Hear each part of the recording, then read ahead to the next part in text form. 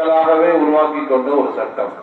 மக்களால் மக்களுக்காக மக்களாகவே உருவாக்கி கொண்ட ஒரு சட்டம் தான் இந்த குடியரசு தினம் என்று ஆபிரகாம் லிங்கன் அழகாக சொல்வார்.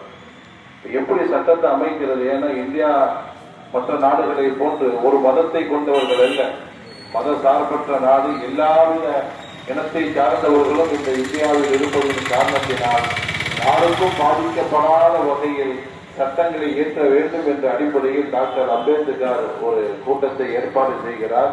கிட்டத்தட்ட 500க்கும் அதிகமான அறிஞர்கள் அந்த கூட்டத்தில் கலந்து கொள்கிறார்கள்.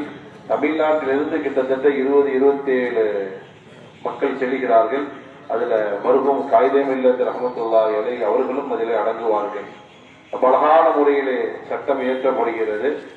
டாக்டர் அம்பேத்கர் இயற்றிய சட்டம் எந்த அளவுக்கு என்று சொன்னால் மற்ற நாட்டினுடைய தலைவர்களால் பாராட்டப்பட்டு அவர்களும் தங்களுக்கு இது போன்ற ஒரு சட்டத்தை ஏற்படுத்தினார்கள். 2 சட்டம் தான் அழகாக இயற்றினார்கள்.